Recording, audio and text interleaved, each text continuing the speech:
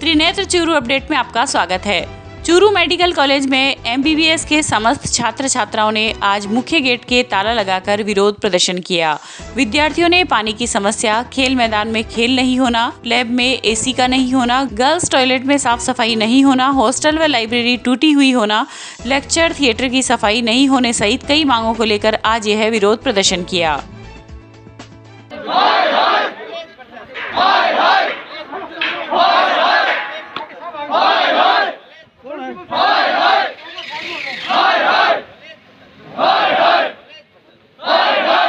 तीन बैचेस इस कॉलेज में और LT 2 तैयार है, वो भी पूरे तैयार नहीं है। उसमें 100 और 150 की स्ट्रेंथ है और पीछे तक आवाज़ नहीं जाती, ऑडियो विजुअल सिस्टम नहीं है, प्रोजेक्टर्स जो लगे हुए हैं वो काम नहीं करते। ठीक है, पंखे खराब है और सेंट्रलाइज AC का बोला हुआ है पर पंखे भी सही से नहीं चल रहे हैं LTs में। और पूरे कॉलेज कैंपस में सिर्फ एक वाटर कूलर लगा हुआ है एकेडमिक में।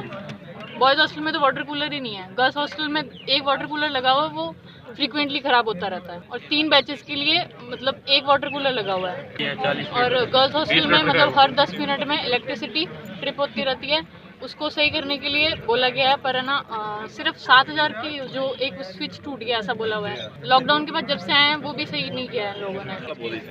कॉलेज की जो मूलभूत सुविधाएं जैसे पानी, बिजली, छत है, पंखे हैं, इनकी कुछ भी नहीं है। जो हमारे साथ कॉलेज खुले थे तो वो हमारी बात हुई थी कि सेंट्रलाइज AC होगा, लाइब्रेरी तैयार होगी, LT तैयार होंगे, ग्राउंड्स तैयार होंगे, पानी की सुविधा रहेगी, पीने की रहेगी, लेकिन कुछ भी नहीं है।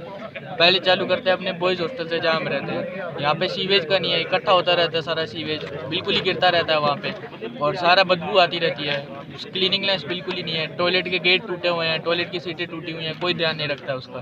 ठीक है, हॉस्टल में पीने का पानी की सुविधा बिल्कुल भी नहीं है।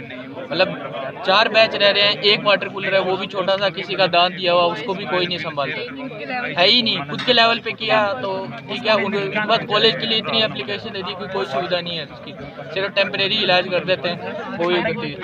ठीक है, और कई बार तो ऐसी सिचुएशन आ गई थी बीच में कि बाहर सब बंद हो गया था, तो हमको टैप वाटर भी पीने पड़े थे, जो भी बहुत गंदे आते हैं। ऐसा है कि लेक्चर थिएटर में कोई AC नहीं है, कोई कूलर नहीं है। यहाँ चूरू में इतनी गर्मी पड़ती है लेकिन कोई सुविधा नहीं है उसके लिए, पंखे तक नहीं चलते हैं उसके अंदर। हमारी बात ये हुई थी कि ऑडियो विजुअल सिस्टम में, अगर आप और मेडिकल कॉलेज में जाते हैं तो ऑडियो विजुअल सिस्टम होता है, जो कुछ ही नहीं है, वहाँ पे आवाज़ ही नहीं आती है पीछे तक। ठीक है, उसके बाद है हम फर्स्ट बैच हैं, 3 साल से हम इसका ले रहे हैं, कंटिन्यू दे रहे हैं, हम कॉलेज को दे रहे हैं, लेकिन उसकी कोई सुविधा की कोई सोल्यूशन नहीं है, कोई कुछ नहीं है। कमी है यहाँ पे, हमें हर टाइम पानी नहीं मिलता है। अब नहाने के लिए पानी नहीं है, पीने के लिए पानी नहीं है, सुबह उठते तो मुंह धोने के लिए पानी नहीं है। एक टाइम आ जाता है तो दूसरे टाइम में नहीं आता है। हमें बहुत ज़्यादा दिक्कत आ रही है, बार बार बोलने पे भी आ नहीं रहा है। कितने दिनों से समस्या? काफ़ी दिन से समस्या है ये। हम तो अब 20 बैच है तो हम तो जब से आए हैं तब से हमें दिक्कत आ रही है। ये हमारे बॉस को भी दिक्कत आ रही है काफ़ी दिन से इस चीज़ में, और हम काफ़ी बार बोल भी चुके हैं। कभी कोई दिक्कत आ जाती, कभी कोई दिक्कत आ जाती है। बच्चों को पानी और बिजली के पंखे के लिए, तो देश की सेवा करने के लिए MBBS के बच्चे इस मेडिकल कॉलेज पढ़ रहे हैं और पानी के लिए तरस रहे हैं। बड़ी दुर्भाग्य की बात है। मैं तो इस सरकार को भी कहूँगा, यहाँ के प्रिंसिपल साहब को भी बात वार्ता करेंगे, और मैं ये भी कह सकता हूँ कि जो यहाँ समस्या है उनको दुरुस्त करने के लिए हमने 5 दिन पहले जयपुर से राठौड़ साहब ने यहाँ कमेटी बुलाई थी। कमेटी दौरा करके गई है। जल्दी इनका और चीज़ों का समाधान होगा, मगर आज बच्चे यहाँ बैठे हैं, इनका समाधान प्रिंसिपल साहब के वार्ता करके इनका समाधान जल्दी करेंगे। और जो कोई अगर बच्चे कहेंगे तो मैं कह सकता हूँ किसी दानदाता से बच्चों को, मैं यहाँ का मैं अभी देख रहा था फोटो, RO भी यहाँ एक लगा टूटा पड़ा है। मैं वार्ता में कहूँगा, और बच्चे अगर मेरे से मांग करेंगे तो मैं किसी दानदाता से लाना पड़े हमारे को, या बच्चों को मैं RO लगा के दूंगा। नहीं, मैं किसी को टेलीफोन किया नहीं, मेरे को पता चला। मैं किसी गाँव में पौधारोपण करने गया था, वहाँ कोई मैसेज किया कि बच्चे मेडिकल के बच्चे धरने बैठे हैं, प्रिंसिपल साहब अंदर बैठे हैं, ताला लगाया हुआ है। मैं तो अकेला गांव से था, इसलिए अकेला ही आया हूँ। कोई राजनीति करने नाराज नहीं करूँगा, पर इस छात्रों के लिए कुछ भी करना पड़े वो करने तैयार है। तारानगर के एसडीएम कार्यालय में आज अखिल भारतीय किसान सभा की ओर से किसानों की 9 सूत्री मांगों को लेकर अनिश्चितकालीन धरना शुरू किया गया। इस दौरान किसानों ने फसल बीमा क्लेम, सिंचाई के पानी सहित मुख्य मांगों को लेकर नारेबाजी करते हुए विरोध जताया। वहीं किसान सभा के प्रदेश कमेटी सदस्य निर्मल कुमार के नेतृत्व में किसानों की मांगों को लेकर एसडीएम मोनिका जाखड़ को मुख्यमंत्री के नाम एक ज्ञापन भी सौंपा गया, जिसमें किसानों का बकाया फसल बीमा क्लेम दिलाने, सिंचाई के लिए पूरा पानी दिलाने, फसल बीमा प्रीमियम का सरलीकरण करने, प्रीमियम जमा करवाने की समय सीमा बढ़ाने सहित 9 मांगें सरकार से की गई है। फसल बीमा पोर्टल की विसंगतियों को दूर करो, फसल बीमा पोर्टल की विसंगतियों को दूर करो। किसानों के बकाया फसल बीमा क्लेम और अभी जो रबी खरीफ 21 के लिए फसल बीमा पोर्टल खुला हुआ है, इसमें जिस तरीके की दिक्कतें बैंकों को पोर्टल पे अपलोड करने में आ रही है, उसको लेकर बार बार जिला प्रशासन को, सरकार को हमने किसान सभा की तरफ से पत्र लिखा है, लेकिन अभी तक किसी तरीके का स्थायी समाधान नहीं हो रहा। प्रीमियम कटने की जो तारीख है वो 31 जुलाई लास्ट है। उसके बाद में हमेशा की तरह बहुत सारे किसान बगैर पोर्टल पे चढ़े हुए रह जाएंगे और बनने वाले फसल बीमा क्लेम से वंचित रह जाएंगे। इसलिए हम प्रशासन को, सरकार को, बीमा कंपनी को और बैंकों को पहले से आगाह करना चाहते हैं कि जो गलतियां आप साल दर साल 2017 से लेकर के अब तक करते आ रहे हैं, वो कम से कम इस बार नहीं हो। ये सुनिश्चित प्रशासन बैंकों के साथ, बीमा कंपनी के साथ मीटिंग लेकर के करे। इस बात को लेकर आज हमने धरना शुरू किया है। ये 9 सूत्री मांग पत्र है, जिसमें एक मांग जो सबसे छोटी थी कि जमाबंदी की साइट अपना खाता जो बंद पड़ी थी, वो ज़रूर इन्होंने आज शुरू कर दी है। बाकी इसके ऊपर प्रशासन की तरफ से क्या तैयारियां हैं, अगर कोई तैयारी इनकी नहीं है, कोई सकारात्मक समाधान नहीं होता, तो हमारा अनिश्चितकालीन धरना जारी रहेगा। मुख्य सचिव निरंजन आर्य ने कहा है कि सभी कलेक्टर्स 5000 डेयरी बूथ आवंटन के कार्य को प्राथमिकता से करें तथा आवंटन के लिए पुलिस, ट्रैफिक अथवा नगर पालिका से एनओसी लेकर शीघ्र कार्य पूरा करना सुनिश्चित करे। आर्य आज शासन सचिवालय से वीडियो कॉन्फ्रेंसिंग के माध्यम से सभी संभागीय आयुक्त तथा कलेक्टर्स के साथ गोपालन, जनजाति, नगरीय विकास, प्रशासनिक सुधार विभाग तथा कला एवं संस्कृति विभाग के विभिन्न मुद्दों की समीक्षा बैठक कर रहे थे। आर्य ने कहा कि 2 अक्टूबर प्रशासन शहरों के संग अभियान से पूर्व सिवायचक भूमि को संबंधित निकाय को हस्तांतरित करे तथा इस कार्य की लगातार मॉनिटरिंग करते रहे। इस दौरान चूरू जिला मुख्यालय स्थित राजीव गांधी सेवा केंद्र में जिला collector Sawanmal Verma, ADM P R Meena, सहायक निदेशक जनसंपर्क कुमार अजय सहित संबंधित अधिकारीगण मौजूद थे।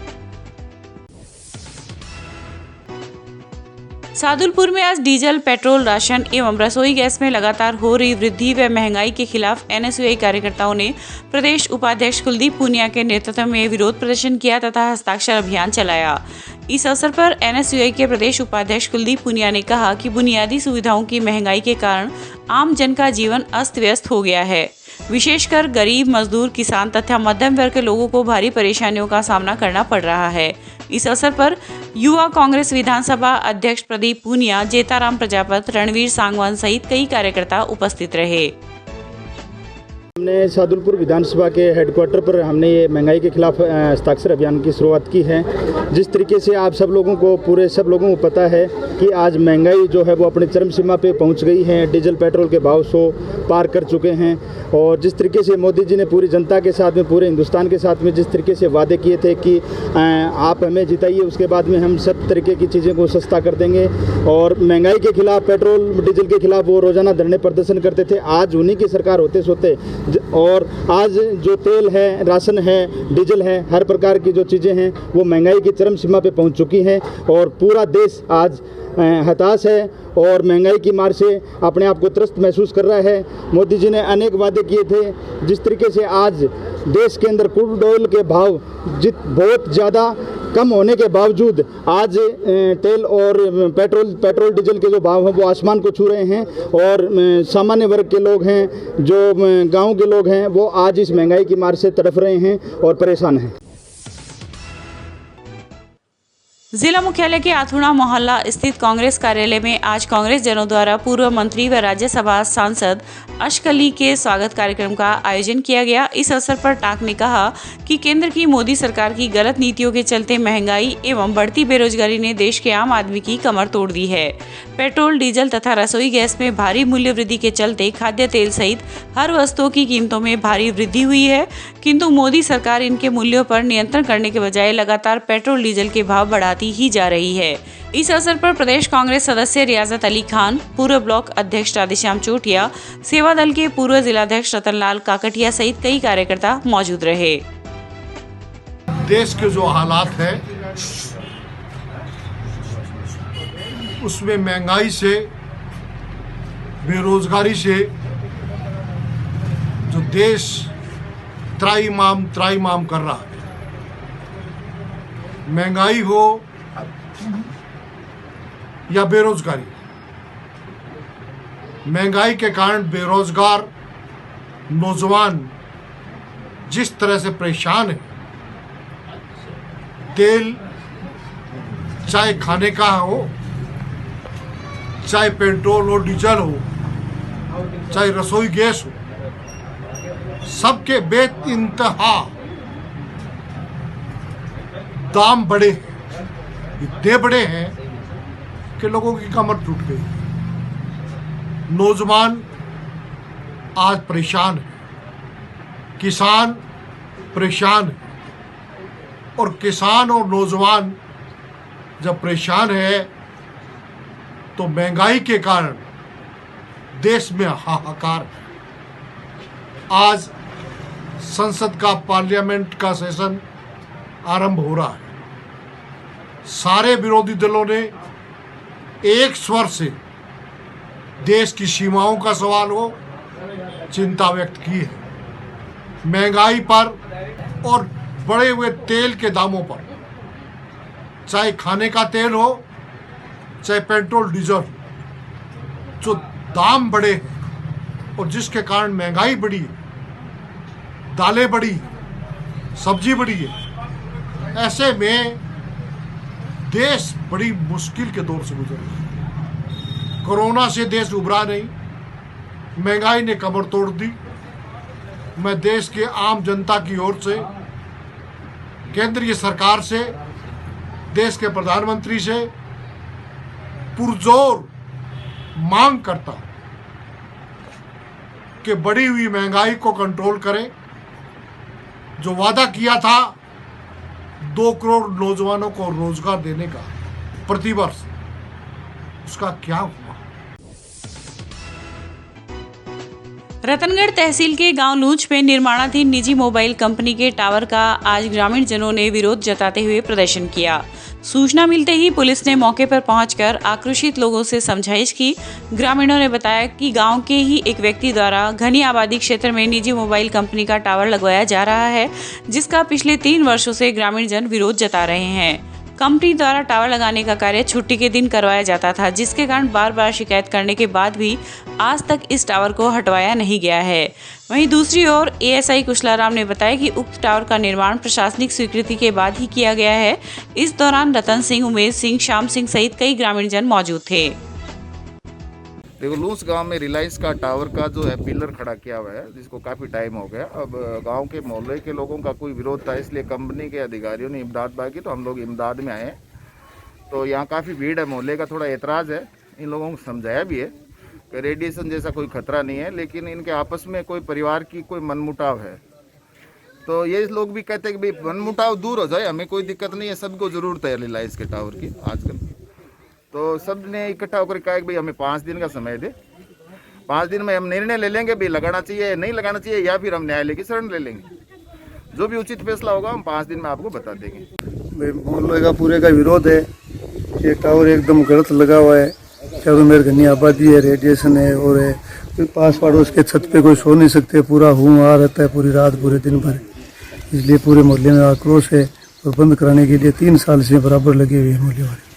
अब कंपनी के आदमी दबाव बना के प्रशासन पे और पुलिस का रोप लगा के या मोहल्ले वालों को डरा धमकाने के लिए आ जाते हैं और वो मशीनें लगाने के लिए बार बार करते हैं, बार बार मोहल्ला एकत्रित होता है। ये आया कि बोल रहे कि 5 दिन के लिए हम आपको टाइम देते हैं, 5 दिन में आपसे जो भी समझौता होता है, आपसे मीटिंग करके जो भी वार्ता होती है तो आप अपना सेटल कर लो, उसके बाद में हमें कंपनी का दबाव। भादरा में आज स्टूडेंट्स फेडरेशन ऑफ इंडिया ने कंप्यूटर शिक्षकों की स्थायी भर्ती की मांग को लेकर मुख्यमंत्री के नाम तहसीलदार जय कौशिक को एक ज्ञापन सौंपा। इससे पूर्व कार्यकर्ता गांधी पार्क से रैली के रूप में एसडीएम कार्यालय पहुंचे तथा मुख्यमंत्री का पुतला दहन करते हुए नारेबाजी की। एसएफआई के पूर्व छात्र संघ अध्यक्ष महेंद्र कुमार शर्मा ने बताया कि गहलोत सरकार मांग पूरी नहीं करती है तो जयपुर में उग्र आंदोलन किया जाएगा। इस मौके पर तहसील महासचिव मदन लाल बेरड़, इफान जमाला, कुलदीप कुमार आदि मौजूद थे। राजस्थान द्वारा कंप्यूटर शिक्षकों की स्थायी भर्ती की मांग को लेकर के पूरे राजस्थान में एमएलए और मंत्री के घर के निवास का हमने घेराव किया है। प्रियंका गांधी एक तरफ तो यूपी के अंदर कहती है कि सुविधा भर्ती नहीं, स्थायी भर्ती खोलो, उधर राजस्थान के अंदर कांग्रेस की सरकार है और इधर ये लोग सुविधा के नाम पर भर्ती खोल रहे हैं। आज 27 दिन हो गए, दिल्ली में बैठा है युवा बेरोजगार और वहाँ पर कांग्रेस के कार्यकर्ता बेरोजगार पर जो आवाज उठाता है उस पर हमले कर रहे हैं। हम कहना चाहते हैं that is democracy, you kill my body, do not kill my idea, we want permanent job. हम गहलोत सरकार से कहना चाहते हैं कंप्यूटर का विद्यार्थी लावारिस नहीं है, राजस्थान का युवा लावारिस नहीं है। जिस तरीके से आप हमले बोल रहे हो, जिस तरीके से कोई आवाज उठाता है उसके ऊपर आप मारा पिटी कर रहे हो। हम गहलोत सरकार से कहना चाहते हैं कि जल्द कंप्यूटर की स्थायी भर्ती नहीं खोली तो पूरे राजस्थान का विद्यार्थी जयपुर कूच करेगा। 27 दिन हो गए, आप सुविधा के नाम पर लॉलीपॉप देना चाहते हो, ये बिल्कुल नहीं चलेगा। हम चाहते हैं कि स्थायी भर्ती खोलो। आज़ादी के 70 साल हो गए, जिसने BCA, MSCA और MSc computer science, BTech, MTech हर तरीके की कंप्यूटर का डिप्लोमा ले लिया, वो बेरोजगार घूम रहा। रोजगार नहीं, डिग्री है, रोजगार नहीं। हम गहलोत सरकार से कहना चाहते हैं अभी तो अंगड़ाई ली है हमने और पूरे राजस्थान में आग फैलेगी, फिर विधानसभा चुनाव आएंगे, ये राजस्थान का युवा आपको बख्शेगा नहीं। आप हमले कर रहे हो।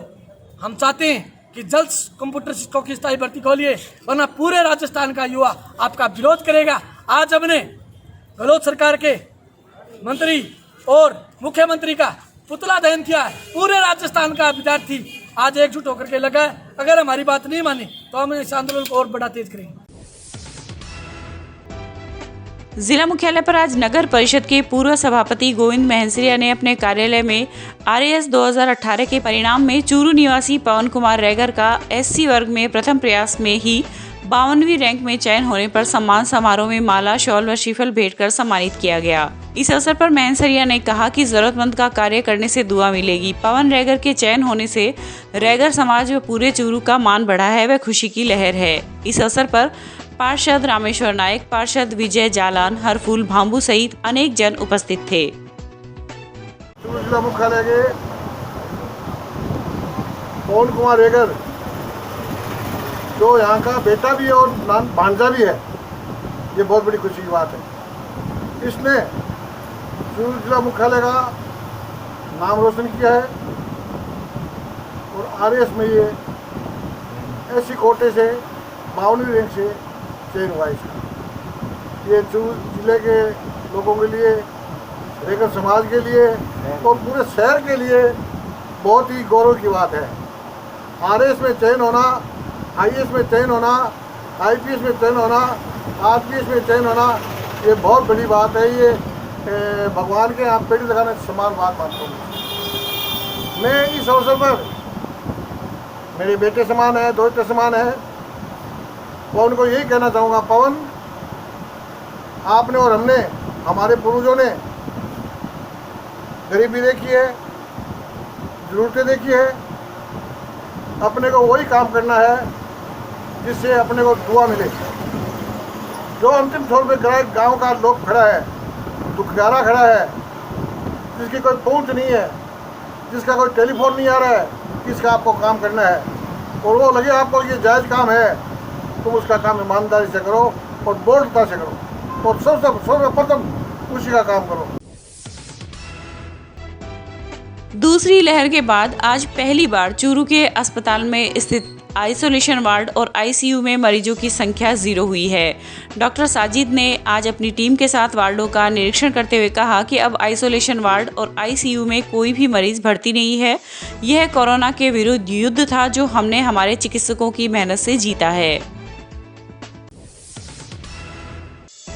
चूरू के अग्रसेन नगर स्थित श्री राम मंदिर पार्क में आज हरिशयनी एकादशी के अवसर पर मातृशक्ति ने पौधरोपण किया। एकादशी पर समाजसेवी महिलाओं ने विभिन्न प्रकार के पौधे लगाकर पौधरोपण का शुभारंभ किया। इस दौरान पार्षद सुशील सुंडा ने कहा कि धर्म हमें प्रकृति की रक्षा करने की सीख देता है, इसीलिए कहा जाता है कि धार्मिक कार्यों को केवल धर्म से नहीं बल्कि धर्म, अध्यात्म और प्रकृति विज्ञान के रूप में देखना चाहिए। इस अवसर पर पुजारी कैलाश चंद्र शर्मा, मदन लाल राजपुरोहित, सुमन राठौड़ आदि उपस्थित रहे। शुक्ल पक्ष की 11 है और ये महिलाओं के लिए बहुत ही शोभनीय है आज का दिन। और आज हम अग्रसेन की सारी महिलाएं मिलके बड़ी संख्या में हमारे अग्रसेन नगर पार्क के अंदर राम मंदिर के आगे और वृक्षारोपण किया है। और हम सारी अग्रसेन की समाज सेवी महिलाएं ये उसके लिए कोरोना के लिए बहुत लाभदायक है। पीपल के पेड़ हैं, बड़ के पेड़ हैं, इससे बहुत ज़्यादा ऑक्सीजन मिलती है। सोमवार देर रात को चूरू पुलिस द्वारा ऑनलाइन जुआ खेलने वाले रैकेट पर बड़ी कार्रवाई की गई। जानकारी के अनुसार चूरू पुलिस ने बूटिया गांव में ऐप पर जुआ खेलते हुए 16 लोगों को गिरफ्तार किया है। पुलिस ने मौके से 156 मोबाइल, 76 लाख का लिखा हुआ हिसाब तथा 20 लाख रुपए वॉलेट में बरामद किए हैं। इसके साथ ही 5 पावर बैंक, 37 चार्जर व 1 स्टेबलाइजर को भी जब्त किया है। रतनगढ़ के गांव हुडेरा स्थित गौशाला के पास आज बाइक के आगे मवेशी आने से वह स्लिप हो गई, जिसमें उस पर सवार मां व 2 बेटे घायल हो गए। घायलों को राजकीय अस्पताल में भर्ती करवाया गया, जहां पर उनका उपचार चल रहा है। प्राप्त जानकारी के अनुसार गोलसर निवासी 45 वर्षीय दानाराम मेघवाल अपनी 75 वर्षीय मां रामी देवी को अस्पताल में दिखाने के बाद अपने छोटे भाई हीरालाल मेघवाल के साथ गांव लौट रहे थे कि गांव हुडेरा में गौशाला के पास अचानक बीच सड़क पर एक बकरी आ गई और बकरी को बचाते समय बाइक स्लिप हो गई।